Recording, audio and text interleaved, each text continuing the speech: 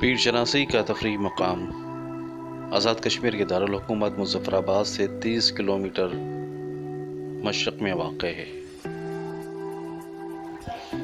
9500 fit بلند اس پہاڑ کی چوٹیاں اکثر برف سے ڈھکی رہتی ہیں۔ آزاد کشمیر میں اس مقام کو ایک اہم ہل اسٹیشن کا درجہ حاصل ہے، جہاں ملک اور بیرون ملک سے سیاحوں کی آمد و رفت کا سلسلہ پورا سال جاری رہتا ہے۔ پیر شناسی سے ایک طرف نیلم کا خوبصورت پہاڑی سلسلہ اور دوسری جانب وادی قاغان کا مکڑا پہاڑ کا نظارہ کیا جا سکتا ہے۔ انتہائی بلندی پر ہونے کی وجہ سے پیر شناسی کی پہاڑی دشوار گزار سمجھی جاتی ہے۔ پیر شناسی کا پہاڑ پاکستان میں پیرا گلائیڈرز کے لیے کسی جنت سے کم نہیں۔ سیزن میں پوری دنیا سے پیرا گلائیڈرز اس مقام کا رخ کرتے ہیں۔ اس مقام تک پہنچنے کے لیے ایک عمودی پہاڑ پر دشوار گزار سفر سے گزرنا پڑے گا۔ راستے میں سیر و تفریح اور ریفریشمنٹ کے لیے کئی ہوٹل بنائے گئے ہیں۔ سفر کے آغاز سے ہی یکبستہ ہوائیں چل رہی تھیں اور درجہ حرارت نقطۂ انجماد کو چھوتا محسوس ہو رہا تھا۔ ہمارے قافلے میں شامل خواتین اور بچوں نے یہاں چائے اور کافی سے خوب لطف اٹھایا۔ یہ پیر شناسی کے راستے کا نصف تھا اور یہاں سے دریائے نیلم کے پہاڑوں کا نظارہ کیا جا سکتا تھا۔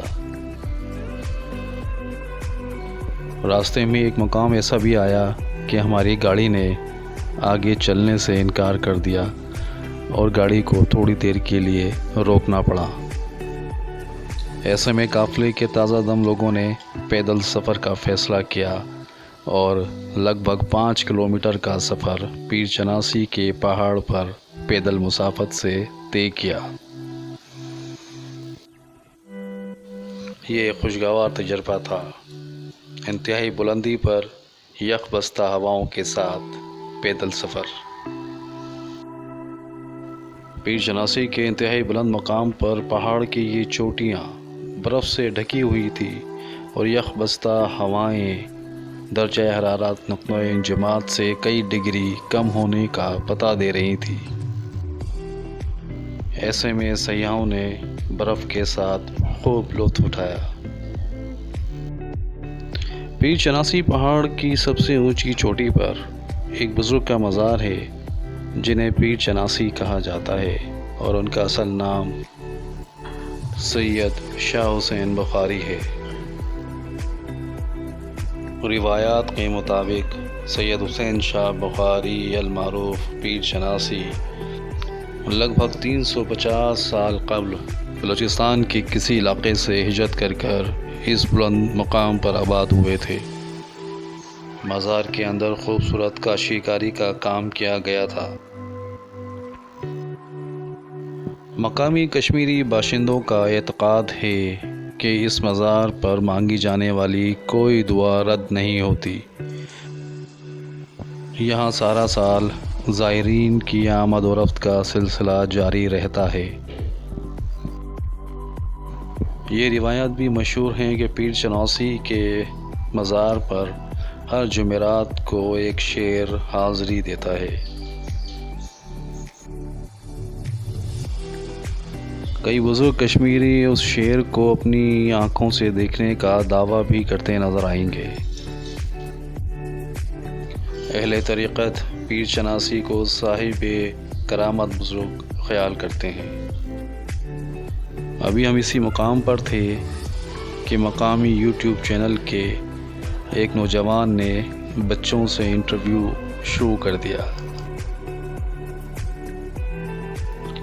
پیر شناسی کی یہ پہاڑیاں سردیوں میں برف سے ڈھکی رہتی ہیں، جبکہ گرمیوں میں ایک سرسبز نظارہ پیش کرتی نظر آتی ہیں۔ بچوں نے پیر شناسی پر پڑنے والی تازہ برف میں خوب ہلا گلا کیا اور انجوائے کیا۔ ڈھلتے دن کے ساتھ واپسی کا سفر شروع ہوا اور اس قافلے نے ایک بار پھر راستے میں پڑنے والی ایک ہوٹل پر گرم گرم چائے، کافی اور ریفریشمنٹ سے خود کو ایک بار پھر تازہ دم کیا۔ واپسی کا سفر شروع ہوا تو دن بھی ڈھلنے لگا اور سورج پہاڑوں کی اوٹ میں چھپنے لگا۔ پہاڑ کی انتہائی بلندی سے کم بلند پہاڑوں کی اوٹ میں چھپتا سورج ایک خوبصورت نظارہ پیش کر رہا تھا۔